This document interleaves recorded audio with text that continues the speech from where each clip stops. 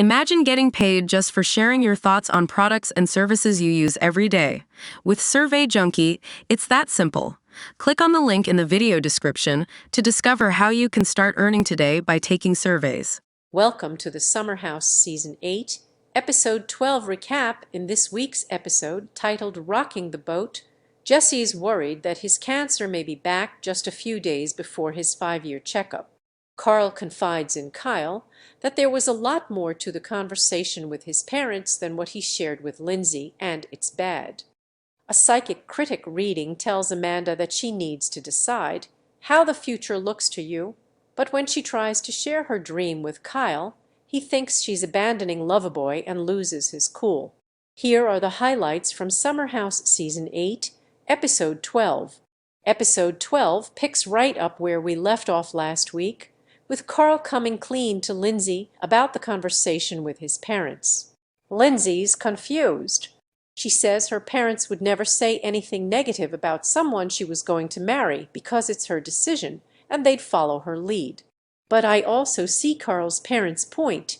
His parents see some huge red flags, and they can't in good conscience let Carl enter into a marriage that's obviously doomed from the onset without expressing their concerns. Plus, he confided in them. When the not-so-happy couple returns to the dinner table, the silence is deafening. Everybody wants to hear what's going on. But Lindsay's not sharing and deflects to the psychic who's coming tonight. A post shared by Jesse Solomon at Jessical's Jesse's a little bit in his head this weekend cause he's going for his 5-year cancer check on Tuesday. Typically, it's not in my nature to be vulnerable about sad, scary things, he interviews. But 2 weeks ago, I felt something on my nut, and I was just like, oh, F***ck, I have cancer again. It's weighing on him, but he doesn't want to worry everyone. Fingers crossed, it's nothing. Prayers, dude. I wouldn't wish cancer on anyone. Meanwhile, Kyle and West think he's pouting because Kira called him a trash bag at dinner.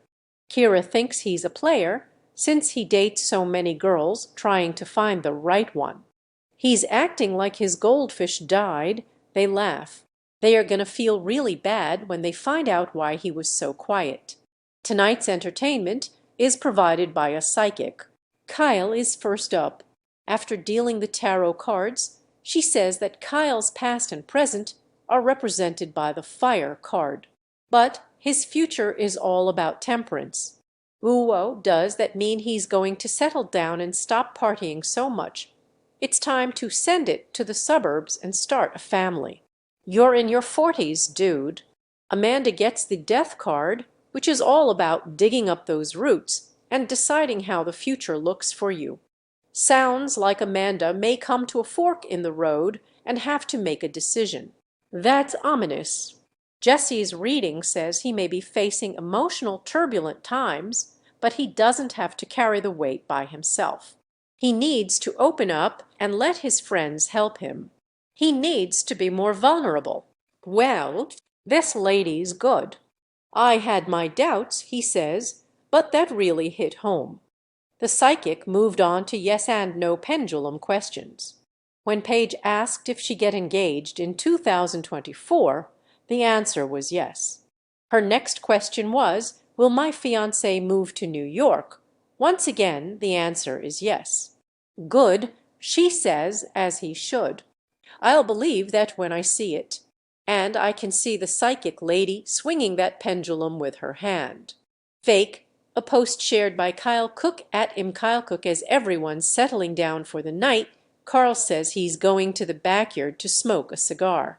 When Kyle joins him, Carl says, dude, I'm F***cked, the conversation with my parents, it's bad.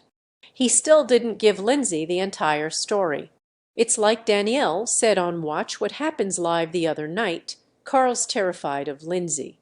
Kyle thinks Carl's been sugarcoating a lot of stuff all summer, like he's trying to soften the blow because he's scared of his fiancée.